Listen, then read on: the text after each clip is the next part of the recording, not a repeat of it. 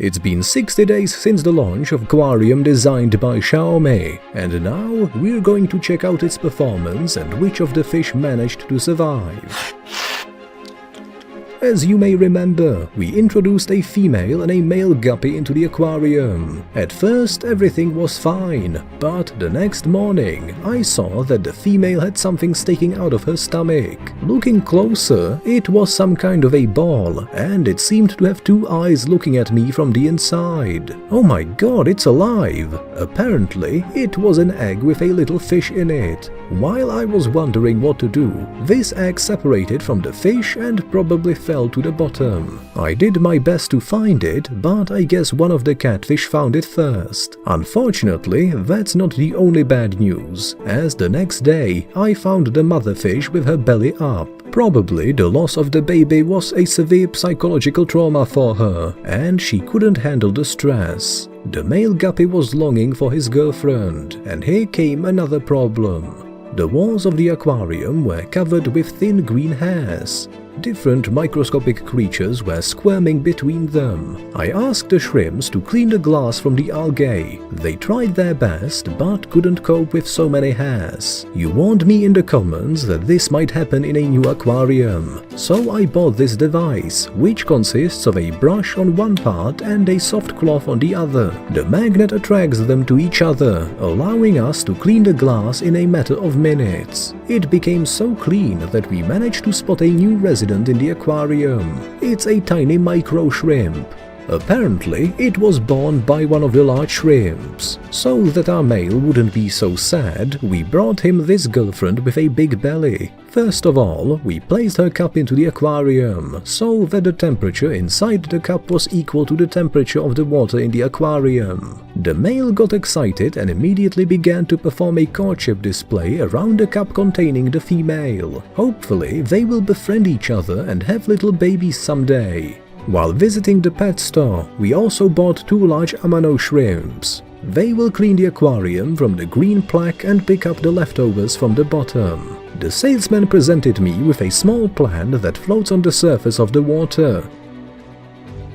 They grow really fast, absorbing excess fertilizer from the water with their roots. Later, I will easily remove the plant from the aquarium, thereby reducing the number of water changes. Several days later, we noticed a rather strange behavior of the female. She swam to the corner of the aquarium and hid in the bushes. My first thought was that she had an argument with the male, but then I noticed a microscopic fish on a big green bush. Oh my god, she's giving birth!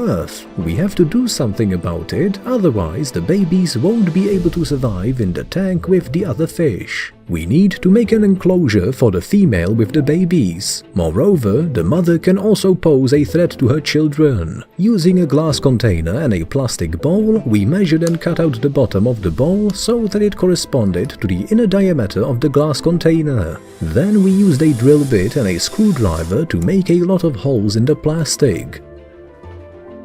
Set the barrier in the middle of the jar, fill it with water and place it in the aquarium.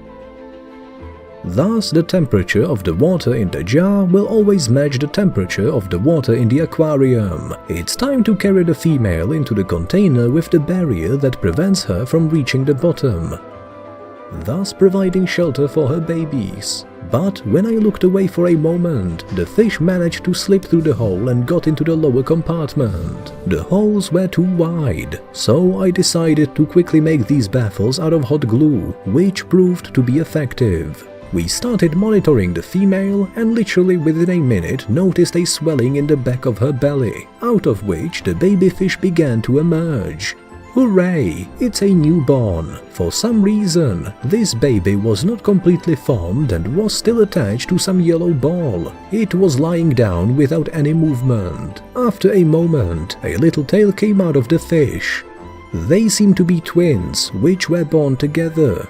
In the wild, newborn babies need to start moving as soon as possible to be able to hide from predators or even their mother. After all, it's a common occurrence for fish to eat their babies. Using a plastic dropper, we managed to catch some of the juvenile fish and put them in a separate container to ensure that the female wouldn't eat them. The male was constantly swimming around our maternity ward, and it seemed to me only distracted the female from the process with his inappropriate dances. Therefore, we put him in a small cell for the time of labor. One of the juveniles got stuck and couldn't get out. Eventually, it crawled out and joined its brothers. While the female continued the carpet bombing with the little fish, the babies born in the membrane continued their development outside the mother's body. Look at this little guy, he's still inside the egg. The yellow thing is a bag of nutrients which will probably turn into his stomach. On the right side, we see a tiny heart, which is still developing but already transports blood and nutrients through his body. The female laid an undeveloped fish embryo in an egg. Unfortunately, life will never emerge in it. After all, not everyone has a chance to be born fully formed and transforms from an egg to a fully fledged fish on the fly, just like this baby. At one point, the female became aggressive and started chasing the babies. I realized that the birth was over, so after catching all the babies, we returned her to the aquarium. All the juvenile fish were assembled in the maternity jar so they could recover and have a chance to develop into fully fledged fish. Even though many of them were already swimming near the surface of the water in search of food, there were still many undeveloped babies at the bottom. Johnny was one of them. We decided to give him a name, as he is fighting for his life and not going to give up. The others were a little luckier, and after a few hours they could swim, getting a chance to grow up properly. The bags of nutrients and visible beating hearts continued to retract into their bellies, leaving a belly button in the place of the opening. 3 newly born fish couldn't survive this journey, and according to an old seafaring tradition, we released their bodies into the open waters of our ocean.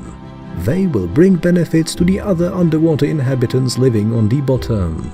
We had to urgently find something to feed the babies, so we took plain water and slightly salted it.